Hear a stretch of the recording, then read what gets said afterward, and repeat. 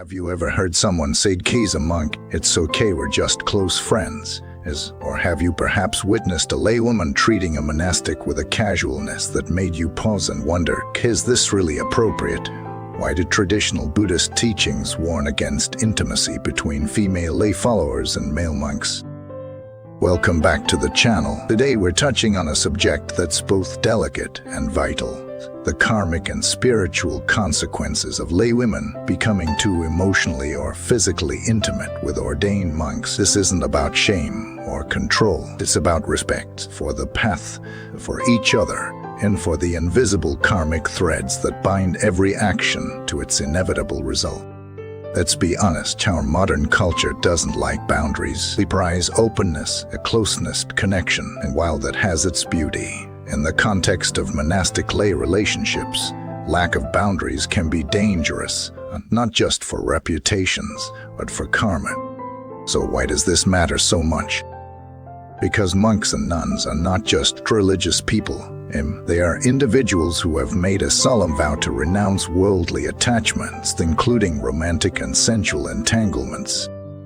When a laywoman treats a monk as he would a friend or confidant, or even worse, a romantic interest, she places him in a dangerous spiritual situation, whether knowingly or not, and she too is walking toward karmic entanglement, even if her intentions feel harmless. Let me share a real-world example. A young woman named Lynn visited a monastery regularly. She was devoted, kind-hearted, and deeply admired a particular monk's teachings. Over time, he began to stay longer after ceremonies, asking personal questions, bringing gifts, and even requesting one-on-one meetings to discuss Dharma. The monk, sincere in his vows, tried to maintain decorum, but her attention became more persistent, more emotional. Eventually, he requested that she speak with other senior members instead. Lynn was hurt, so she felt rejected and confused. What she didn't realize was this: she was not just seeking Dharma, she was unconsciously seeking attachment, and that attachment was becoming a karmic trap for both of them. In Buddhism, there is a teaching that even if a monk does not break his vows physically, allowing emotional intimacy to blossom inappropriately creates karmic friction both for himself and for the layperson involved. It's not about sexuality alone, it's about the intention behind closeness. Ask yourself, why do I want to be close to this monk? Is it because I admire the Dharma and want to deepen my practice? Or is there a need in me to feel seen, love, special that is being projected onto someone who is supposed to represent renunciation? That question matters. Because the karma of pulling down a monastic being, whether subtly or openly, is not minor. The Vinaya, the code of monastic discipline, contains detailed guidance on how monks must guard themselves against even the appearance of impropriety. They are advised not to be alone with women, not to accept gifts without proper channels, and not to form private emotional relationships. Because the monastic role is sacred, not in a hierarchical way, but in a spiritual commitment. Their vows are not casual. They are lifelines to liberation. When we as lay people intrude on those vows, especially with emotional needs, we interrupt their path and compromise our own. It's said that a monk who breaks his precepts with a woman through lust, emotional dependence, or romantic entanglement can create karmic consequences for lifetimes, and the same applies to the woman involved. But here's what many don't understand: even intentions create karma. A woman who fantasizes about a monk, who seeks exclusive attention, who manipulates spiritual discussions into emotional intimacy, she may think no harm is done, but in truth she is planting seeds of suffering. Let me be clear, this isn't about demonizing women.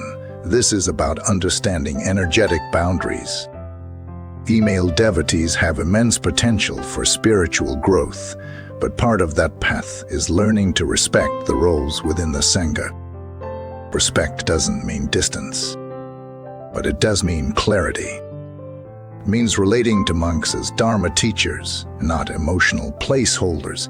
It means offering support to the monastic community without expectation, without attachment, and without seeking special connection. Let's explore what the Sutra of the Bhikkhuni Vinaya says. The greatest obstacle for a monk is not outer suffering, but inner confusion caused by attachment to those who admire him. This confusion arises when monks are treated not as renunciants, but as celebrities, emotional crutches, or potential partners. And let's be honest, monks are still human. They feel, they struggle, they are not statues. Which is why your intention matters even more. True support of a monk means helping him stay on the path and not subtly pulling him off it for your own unconscious needs. So what should a female layperson do?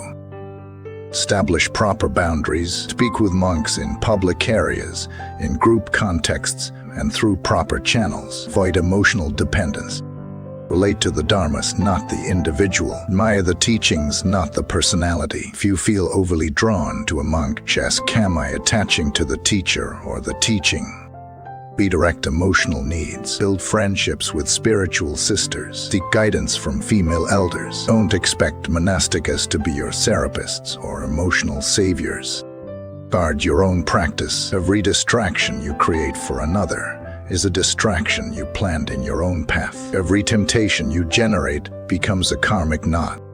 Now here's something powerful. When a woman relates to monks with purity and restraint, she gains immense merit. Because she is supporting the Sangha, she is protecting the Dharma. He becomes a true benefactor, not just materially, but spiritually. And the opposite is true as well.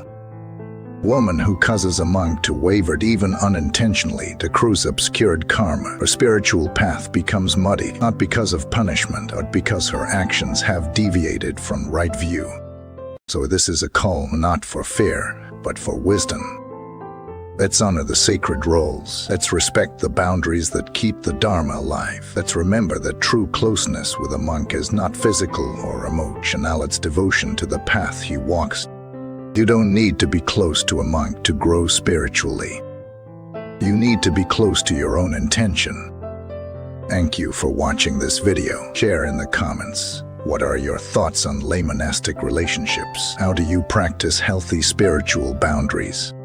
Like, subscribe, and continue exploring the Dharma with us. Together, let's walk a path of clarity, restraint, and awakening. Until next time, respect the road and protect your heart.